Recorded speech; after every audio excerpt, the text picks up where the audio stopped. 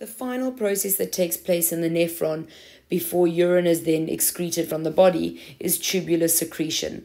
It can sometimes be called tubular excretion, but what it is when the tubule cells excrete or secrete wastes, such as drugs, potassium, hydrogen, bicarbonate ions, creatinine.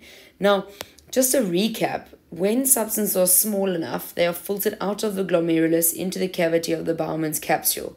Then your body reabsorbs some of those substances in tubular reabsorption, depending on what is needed by the body.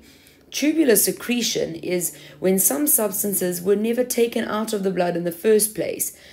So the tubule cells will remove the waste products from the blood in the surrounding capillaries and put it into the tubule so it will be excreted in urine. Now, sometimes it's not necessarily substances that weren't squeezed out in glomerular filtration. It might be your body trying to actively get rid of something to maintain homeostasis. So that is why we look at the excretion of hydrogen and bicarbonate ions. That maintains the pH of the blood. So in this little section, we are only looking at maintaining homeostasis of blood pH using the kidney by excreting hydrogen or bicarbonate ions. Of course, the pH of the blood can also be affected by carbon dioxide concentration if it increases in the blood, which you can see in another video, but we can't excrete carbon dioxide through our kidneys. We can only get rid of it through our lungs. But what we can excrete through our kidneys is hydrogen ions or bicarbonate ions. So the rule of thumb is that if your blood is too acidic, it means you have a low pH. Think of the stomach acid in your stomach that has a pH of 2. That is a very, very low pH and it is an acid. So that's how I remember that acids have low pHs. And what this means is that there are too many hydrogen ions in the blood. So when you make an acid, there always has to be a hydrogen. So sulfuric acid is H2SO4.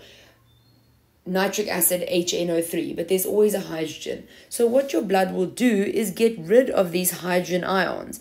So the concentration of hydrogen ions will be too high.